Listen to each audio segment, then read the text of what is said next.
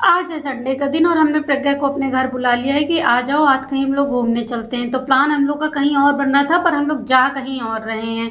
फिर ये हम लोग पहुंच गए भैया, रोड से भीड़ भाड़ को निकालते हुए पहुंच गए हम लोग Charbagh railway station. Charbagh railway station पहुंचने के बाद वहां पे हम लोगों ने डिसाइड किया कि कहाँ जाना है। फिर लड़की को हम लोगों ने भेज दिया टिकट लेने के लिए। आज हम लोग जर्नल का सफर तय करेंगे, बहुत दिन से रिजर्वेशन घूम रहे थे। फाइनली हमारी जो ट्रेन थी वो 1 घंटे लेट थी, इसलिए हम लोग पंखे के नीचे बैठ के हवा खा रहे थे। हवा खाने के बाद याद आया कहीं ऐसा ना हो कि हम हवा ही खाते रह जाएं और हमारी ट्रेन जो है वो आके चली जाए। तो इस चीज का हम लोग को थोड़ा सा डर लगा। फिर फाइनली हम लोग प्लेटफॉर्म की तरफ बढ़ गए कि भैया चलो, नहीं तो ट्रेन चली जाएगी। हम लोग ट्रेन में जर्नल में कहीं जगह नहीं मिली, तो विकलांग डिब्बे में घुस गया। प्रज्ञा बोल रही है अगर कोई चेकिंग के लिए आएगा तो बता देंगे, हमको दिखता नहीं है। फाइनली यहाँ पे प्रज्ञा सो गई। ट्रेन में जितने आदमी थे सब सो गए। ट्रेन क्या मतलब हमारे डिब्बे में जितने आदमी थे सब सो गए, एक हमें ही नींद नहीं आई। सुबह के 4 बज गए थे और ठंडी ठंडी हवा मुंह पे लग रही थी, बहुत ही अच्छा लग रहा था। बाकी सब अब उठ के बैठ गए, तब हमने सोना चालू किया। ये था बाहर का नजारा जो 4 बजे का था।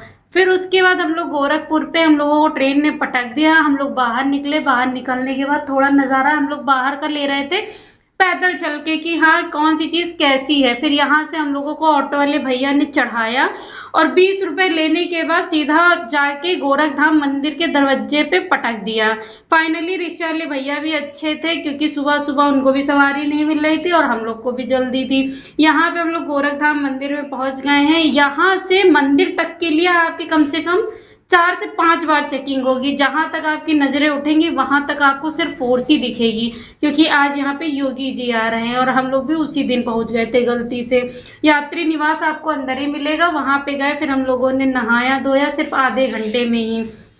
नहा धो के बाहर आए, लड्डू लिया। उसके बाद हम लोगों ने फूल वूल जो भी चढ़ता है वहां पे, फूल अगरबत्ती सिंदूर वो सब लेने के बाद हम लोग अंदर पहुंच गए। ये है 2 गेट। एक गेट से मतलब औरतें जाती हैं, एक गेट से आदमी जाते हैं। यहाँ पे भी भैया सब चीज की चेकिंग होती है। फाइनली हम लोग अंदर एंटर हुए तो प्रज्ञा की जान हमारी लटक गई। जो कि जान इनकी लटकी है वो लटकी है आम के पेड़ में, क्योंकि वहां पे आम बहुत ज्यादा लगे हुए थे और तोड़ना सख्त मना था।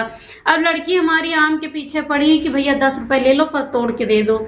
ये हमारे नंदी महाराज हैं। यहाँ पे हम लोगों ने पहले किए दर्शन। दर्शन करने के बाद हम लोग मंदिर की तरफ बढ़ चुके हैं। सुबह 9 ही बजे इतनी गर्मी हो गई थी कि पैर जल रहे थे और पूरे में टाइल्स लगा था तो उसकी गर्मी और लग रही थी। फाइनली ये है मंदिर जो गोरख धाम है। यहाँ पे शिव जी का मंदिर है।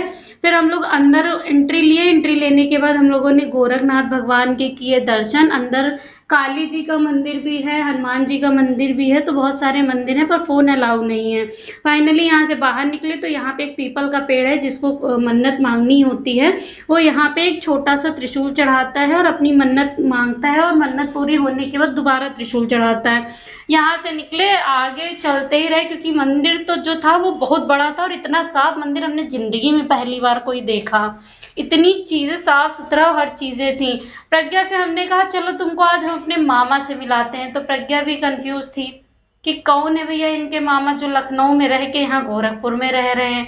फाइनली हम इनको लेके गए कुंभकर्ण जी के पास। कुंभकर्ण जी जो हैं वो हमारे मामा हैं, क्योंकि वो भी ब्राह्मण हम भी ब्राह्मण, तो हुए ना मामा। फिर ये है फाउंटेन जो कि शाम में और सुबह चलता है। शाम में म्यूजिकल फाउंटेन चलता है और सुबह ये नॉर्मल चलता है। हमारी किस्मत खराब थी कि हमारे बारी में चल ही नहीं रहा था।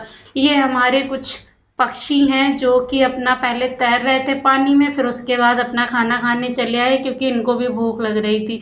पर ना ही इनसे कोई कुछ बोलता है और ना ही ये किसी से बोलते हैं, सबके सब एक साथ चलते हैं। हम लोग भी भैया सब कुछ होने के बाद 1-1.5 घंटे मंदिर में बैठे घूमे। उसके बाद हम लोग निकल लिए। प्रज्ञा दोबारा आके आम पे ही अटक गई।